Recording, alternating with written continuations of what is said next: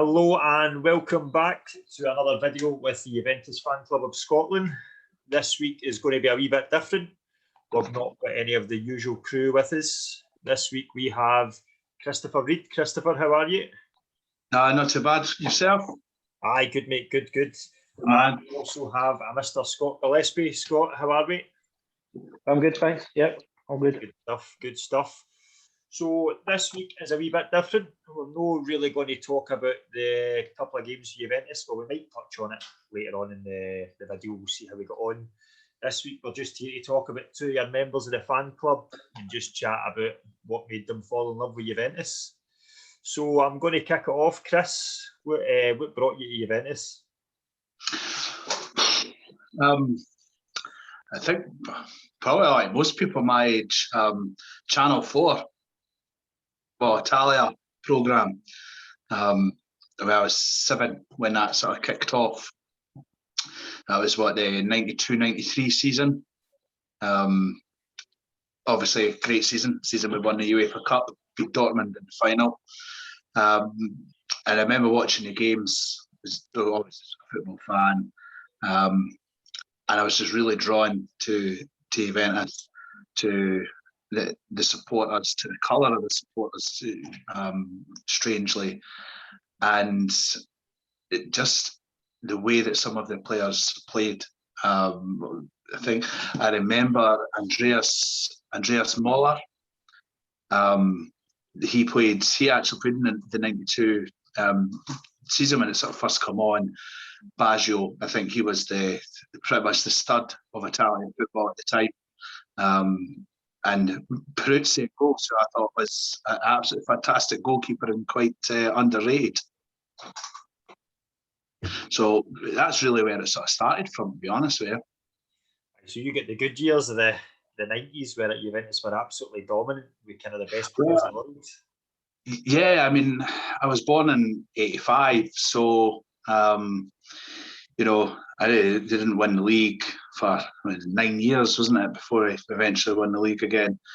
So for most of my life, I've been quite fortunate. The total dominance. That's brilliant. Scott, what drew you to Juventus? It was actually Chris. We were at school together. Really? We went on we went to Bennycook High School. So and then I think it was 2003. We just decided to go on a wee trip to Italy. So we went to see it was Inter Milan versus Juventus at Delle Alpi. Oh, the Derby of Italia, the big game. Yeah, Delle Alpi. Well, the experience was just unbelievable. Never had anything like that before. What was that like? What was the match like? Are we allowed to say? I didn't actually watch the match. I was too fascinated by the fans. They were chucking players and everything like that. I was actually more engrossed with the way the fans were. There was just so much going on, all the noise, everything like that. You were just it's hard to keep actually what was actually happening in the match. So I was just that engrossed with the whole atmosphere. An absolutely incredible night then, was it? No, they got beat 3-1. Probably the worst night ever, and there's just never an excuse to lose to that team.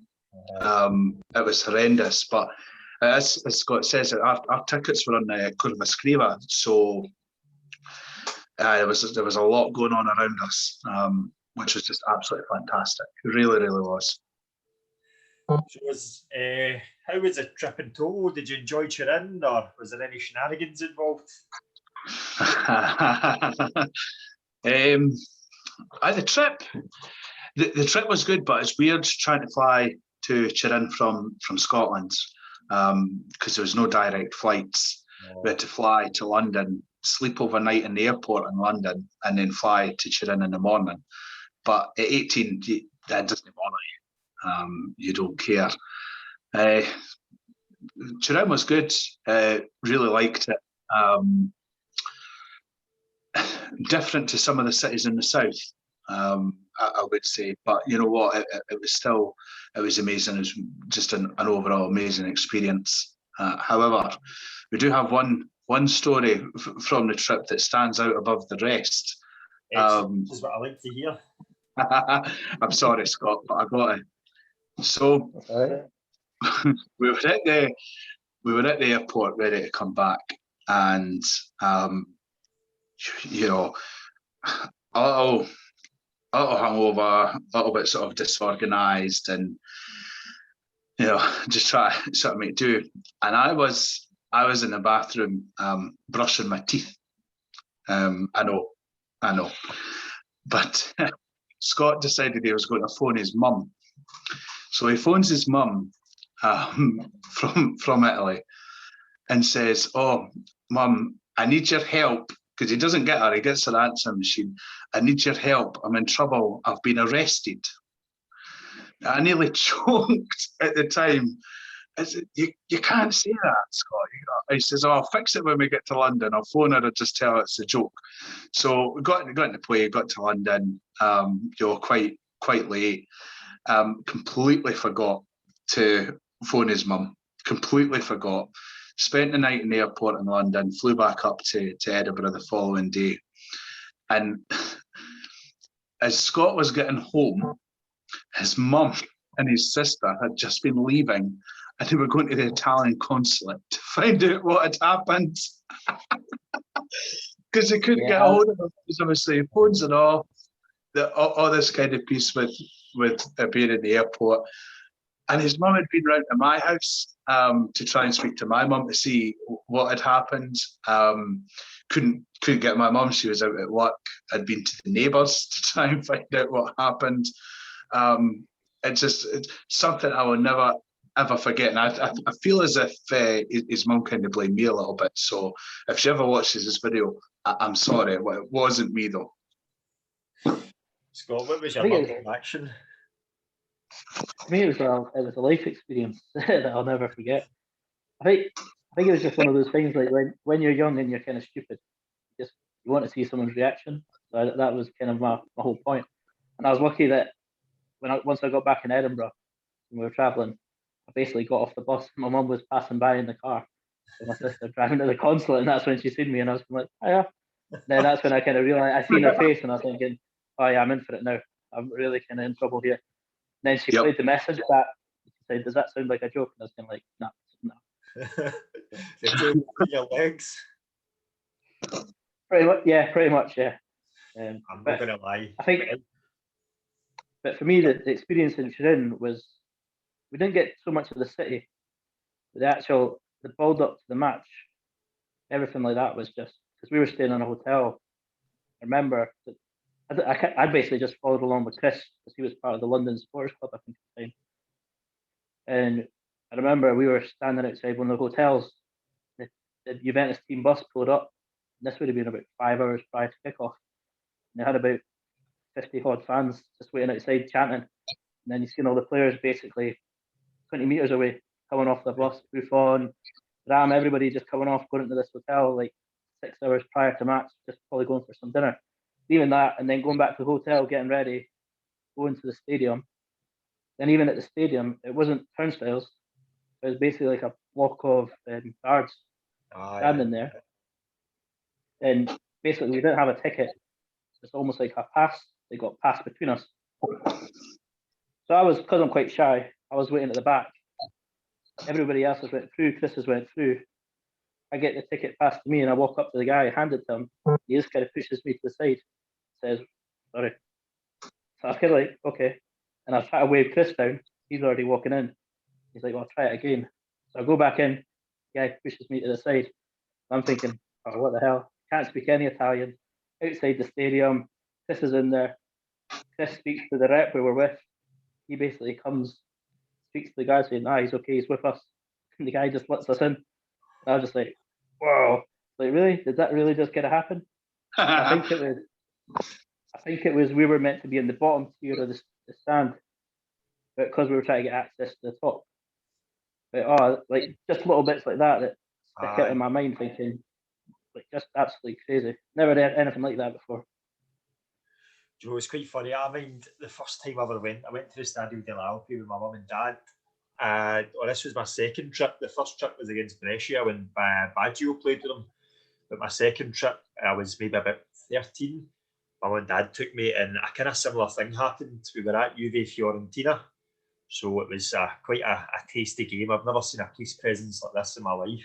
And when we bought tickets for the family section, so my mum and dad had taken me, and we go up, and we didn't realise you need your ID with you, like your passports.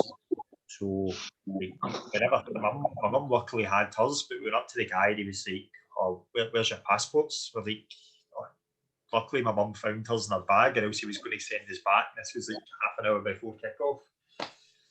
So I know your pain. Think you're not going to get in the stadium. I think I remember in 2007. It was 2007, 2008 season, just after Calciopoli, after Juventus had come back up. I went out. Now, obviously, they weren't playing at the Delle Alpi anymore and been knocked down. And I was desperate to get a ticket, and I couldn't get one. So I was there anyway, but I bought a ticket off someone selling on the street, basically. And when I looked at the ticket, now I'd spent €150 right on this touted ticket, and it was in the away end. So we're playing AC Milan, obviously a big rivalry there as well. I'm never forgiven them for the cheating of Dida in the 2003 final. And at the stadium, I bought the ticket. I had to go in. Now, I'm in black and white, Juventus top on. I've got a Gruppo Anti-Milan scarf on as well.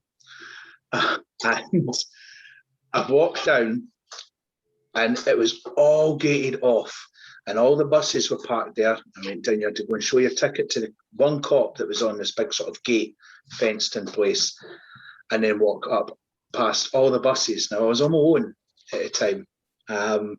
Walked up past all these buses, like, this is a bit dodgy. Got to the first bit of security, and they checked your ticket again and gave you a pat down to see what you were carrying. But by this time, I'd taken my Juventus scarf off, because obviously, that's just asking for trouble, and I tied it around my waist. And I got up to the guy, and he patted me, but he actually let me go. So I got past that, and then I got to the next bit, which was just inside. Now, it was fenced before, but as you got in, it was just the sort of sheet metal cladding that's out around the stadium to keep the away fans all penned in. And we got another pat down there, and they checked my ticket, and they asked for my ID. I didn't. This was a police officer at the time. I didn't have it, and he chucked me to the side. And basically said a steward would need to come in and speak to me. So a steward come up, asked, patted me down, and asked me to take my jacket off. Now, at this moment in time, I'm completely surrounded by Milan ultras. Completely surrounded by Milan ultras. Oh. I thought, no. So I leapt forward, and I just told him, look, I'm a Juventus supporter. I looked at my ticket, and he just went, right, fine, on you go, and went in. So we're in the stadium, in the sort of the away end that was there, and Juventus scored. Juventus scored first. They won the game 3-2. Del Piero scored first, and of course, because it was quite sort of early on, I was quite close to the front, and I totally forgot where I was. Del Piero scored, and I ran up to the glass, giving it like this. Yeah, it was a huge mistake. I'll not explain what happened next, but it was a huge mistake. Scary experience. But you know what? See, when I look back on it, I think if one of my kids done that, I'd flip. But it was fantastic. What an experience. I'm not going to lie, that takes some balls right there.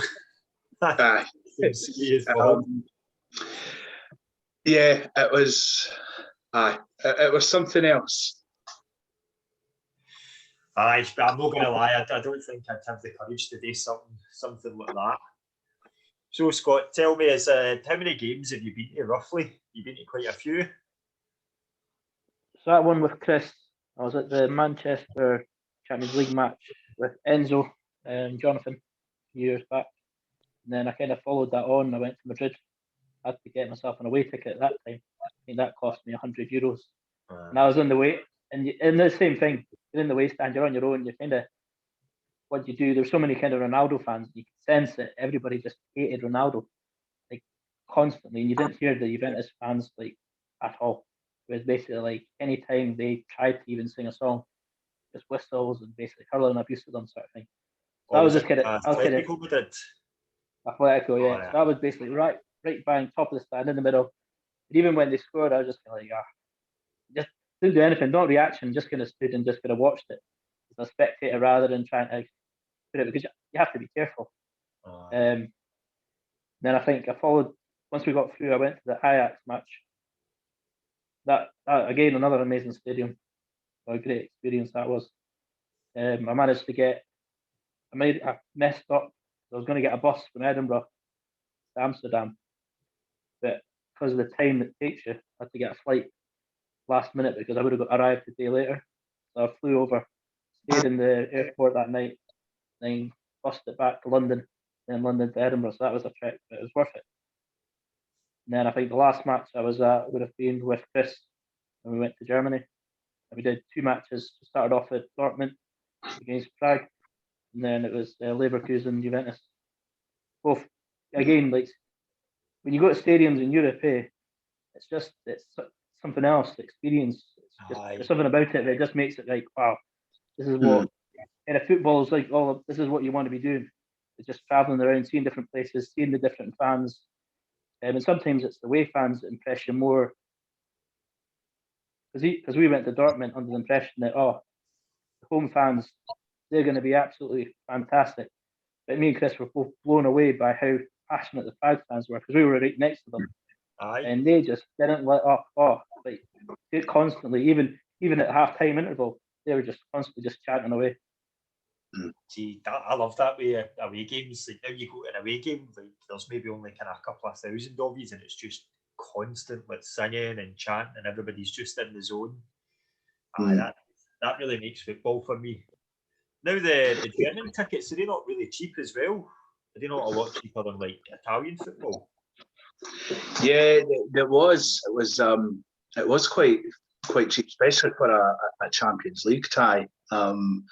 Can't remember how much did we pay for a ticket at Leverkusen? It was like €20 or €50, something like this. It was like, really quite surprisingly cheap for a Champions League tie. And I mean, Scott and I literally we were so worse for wear from it, because you can drink in the stadiums. We're not used to that in Scotland, where you can. And you had to buy this sort of ID card. And I remember saying to a guy, because you gave a €10 deposit. And I remember saying to him, just keep the deposit. I'm over back, and you just put the money on the card for me, please, so I can buy more drink. I remember him laughing. He said, you're not serious. Oh yeah, we were serious. I think by the end of the night, I mean, Juventus won quite convincingly. That was great. It was great seeing some of the new players like Demiral had just sort of broken into let us out, and he looked absolutely fantastic during the game. But we go back to a pub afterwards. I mean, we were still drinking. We were standing in the street with this Leverkusen fan who was a teacher, right? And we were standing in the street at like 3 a.m, still drinking, because the pub had kicked us out, and they'd done this tradition. They actually gave us a free beer to when we left, one for the road. And we were still talking to this Leverkusen fan. Then we were back up to the Airbnb that we'd rented. I think we finally stopped drinking at about 4:30, and this was to get up at 7 to get a bus back from Leverkusen to Dortmund, to get a flight for Dortmund to Stansted to Edinburgh. Oh, what a mess the following day was.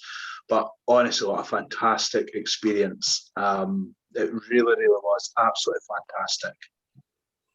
See, I always Probably one of my favourite away games. Really was. Yeah, I think see especially when you get two matches in, it's like when you can fit in two experiences into kind of one trip, it's almost like extra special because you get to see something. And I think it was the same time that Inter got knocked out for the Champions League that night because Dortmund. So it was even that, just the way it worked. That Dortmund were in the group. If Dortmund won, they were knocking Inter out. So I was like, oh, fantastic. So the game actually meant something to us as well. It wasn't like it was just a pointless match. It actually turned out to be something quite significant for Juventus. So that's the real reason you went to the Dortmund game, is to watch Inter get put out the Champions League. Well, if it happens, it happens. We'll celebrate it. Nah, Dortmund have haunted us obviously in the Champions League, but just to even be there to know, get up, yes. Juventini are here and yous are out. Do you know what I always find now when I go to Juventus away games? Before I joined, obviously, the Glasgow or the Scotland Supporters Club, I went to the Champions League final in Berlin, and I just so happened I stayed in a hostel. I was only 21, 22 at the time, and I stayed in a hostel. And it turns out a couple of the guys in my room were from Catania. So I get talking. I was there myself. I just thought, you know what, I'm going to go over and enjoy it there myself. And they had got there the first night, and they were like, "Oh, well, come hang about with us." So we were chatting away, and we became pals. That me and my mate Jacopo were still really good friends. I go over and visit him in Catania, so I became part of his fan club at first, the Sicilian fan club. And I found when I go to away trips and they hear your accent when you're speaking, I find Juventus fans just totally love you. Like, there's a total real respect to the fact that you've came all the way from Scotland and you follow Juventus here and there, and I just find them so friendly. Do you guys find that? Yeah, definitely. I think when they realise you're Scottish, there's a huge appreciation. You know, as if to say, I actually can't believe that you've come here, to watch Juventus. I've done it a bit like yourself, Kris. Far too many, but a lot of games where I've just had to go on, because I've been able to afford it and gone out and watched. And I've always said that football is like it's an international language. It gives you something to talk about. And when you go over there and you hear your accent and where you're from Scotland, what you're here for, at away games, it's absolutely amazing, and people can do it. When you go to Turin and you're out in the pub, and you're talking what you're here for, there is a bit of what you're here for them for, because obviously there's a lot of Torino fans there. But they find it quite fascinating. They still find it quite fascinating that why you here kind of thing. It's great, really, really friendly, really open about it. I've found. Charles, sorry, Scott. Yeah, no, I'd have to concur. Every time we've went away, it's been fantastic. Even every kind of fans that there is a general people kind of take, like, when you're Scottish. There's a kind of acceptance that they're quite fun. they're a good kind of lot. Even because I think Kris wore his kilt at the Dortmund match. And the amount of attention that he got from it, it was incredible. And we actually met a Dortmund fan who was an ex-Squaddy. Basically, he lives in Dortmund. He was like full dressed out in kilt, like a Dortmund kilt, yellow, black, and yellow. And it was just like, oh really? The chances of meeting another Scottish guy wearing a kilt go to the Dortmund match, and we were just like, shocked, like what was going on? Did you get a few photos taken? What? Was there a few people trying to take photos with you with a kilt on? And there always is. I mean, you wear a kilt anywhere, and folk want a picture with you. You know, it's great as well when you wear a kilt to a Juventus game. You know, got a good black kilt on. Everybody wants a picture with you. It's a unique experience. That's for sure. But it's very, everyone is very welcoming with it. You know, and they are. It's really. You know, I remember a time I went with my mate Jacopo and his fan club. We went to Juve Sevilla in Seville. So I mind that I was there and Juventus won, had a great time, and we stayed there the next day. But I knew a guy from Seville, and so I was going to go meet him just to go for a few drinks. So me and this guy, his name was Larson. So we met up for a few drinks, and his friend was Italian, so we and him were chatting away, and then so we end up he's like, "Oh, do you want to come out for a few more drinks?" So we end up getting absolutely steaming. So we go to his local bar round the corner, and I'm sitting there having a few drinks, and in walked this group of Juventus fans. So I was near them, so I kind of started getting chatting to them, and I was like, "Oh, I'm here for the Juventus game last night." And I'm not going to lie, these guys ended up one of the guys there was the president of a fan club, and they just could not have been nicer. They were chatting away for the full night. A great group of guys. I just feel that when you go to a Juventus game, it almost sort of becomes like a wee community that you can form. Like, you know, you just sort of get that feel that you're welcome anywhere to go, and that you'll never. Somebody will always talk to you, and you'll always have maybe like a pal you end up forming with. So I always think that's good.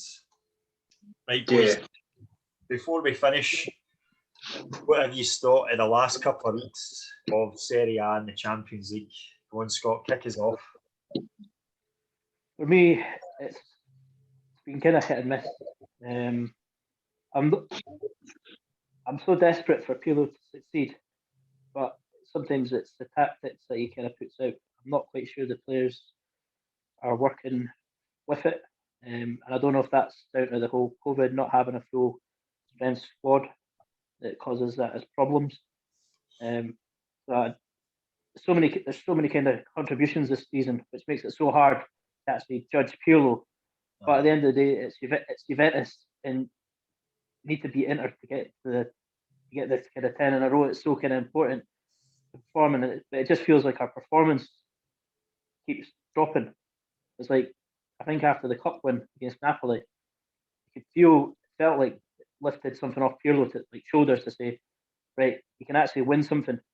Let's go out, and the next games after that, we were fantastic. But it's like all of a sudden, it's kind of crept into us like, oh, goals aren't coming, players are getting frustrated, they don't quite know what's happening, and it's all kind of over the place. But we just hope it can steady the ship, get a few players back, and hopefully we can kind of push on. The 3-0 win against Chiesa, not the best game, but the result, it boosts players. It's all about confidence for me. Players are confident, moving to the next game. We just have to hope that Inter will slip up, and then we can do the business against them. Aye. So, Chris, what have you been thinking in the last couple of weeks? Simply not good enough. The players aren't good enough, especially in midfield. This playing out for the back is beyond a joke. Now, teams have found us out on it, and the press is high up. And while you can say, yeah, but if you can get out of it, you've created space behind that. That's great. It doesn't happen, and we're getting caught far too far up the pitch for, you know, or back on our goal, should I say.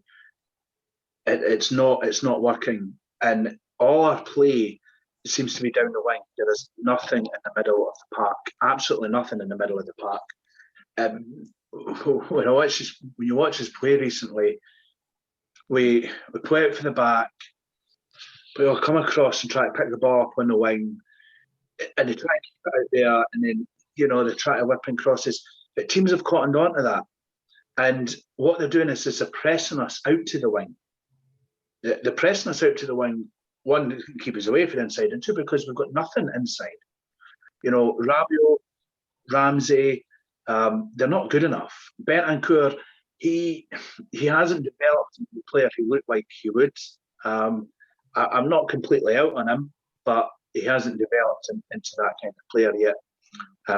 We are severely lacking in the middle of the park, and we're lacking someone up front to help Ronaldo. It's just simply not good enough. Looking at the league and seeing that lot at the top of it, it's not good enough. There's no excuses. Okay, we put them out the cup.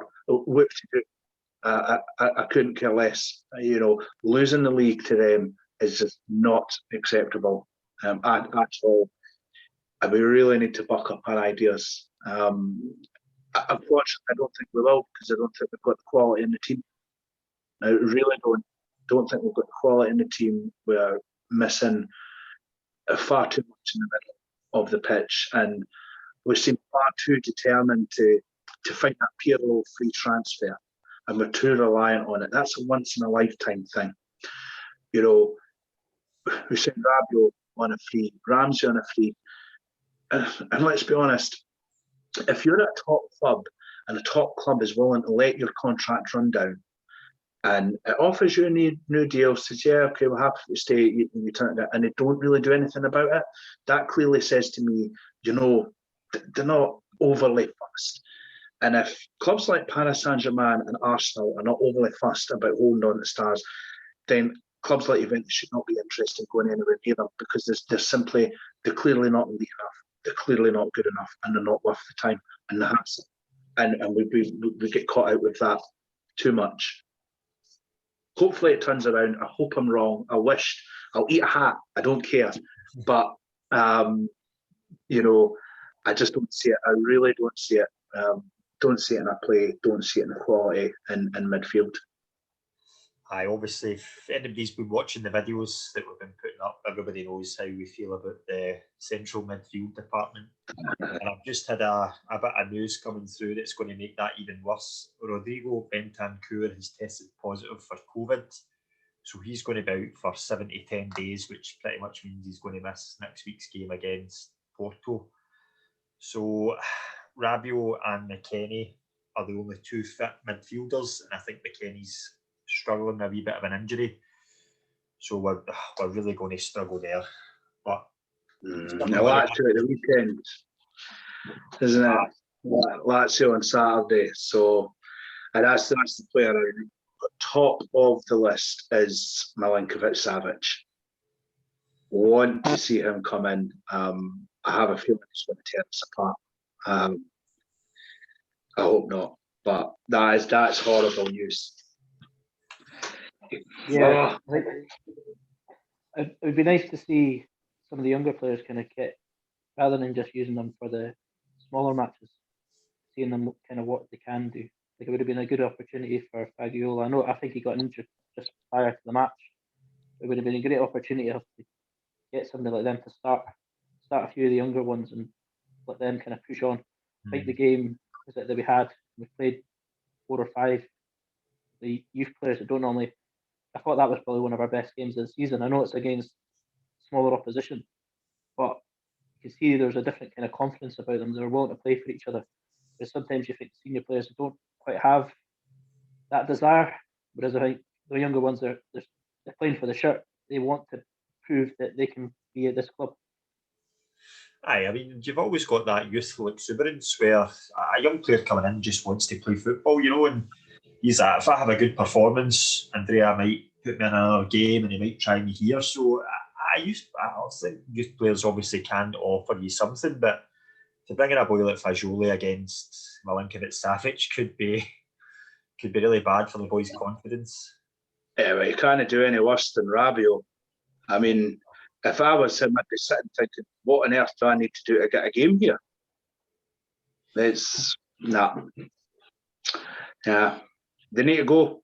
They need to go, but COVID has probably put paved to financial. You see the financial results come out. They've made a huge loss, so that's going to dictate a lot. I think it might well take a couple of years to get back to where we need to be in terms of squad depth. Certainly in terms of midfield. If you roll back 5 years and look at the midfield we had, going to Cardiff for the Champions League final, going to Berlin in the Champions League final, it's night and day. compared to what we've got at the moment. It really is. I don't think there's a single one of them that would walk into that midfield or even the bench. Well, aye, when you've got guys like Marquisio, Pirlo, Vidal, Pogba, it's certainly big shoes to fill. And Great Marquisio place. normally sitting on the bench. So Sorry? Marquisio normally sitting on the bench as well because they always sort of like to start. Well, that shows you how tough that midfield was to get. Yeah, we're just not there. Right, boys, this week has been an absolute pleasure. Thanks very much for coming on, and hopefully we can have you back sometime. Yeah, that'd be good. Having us. Right.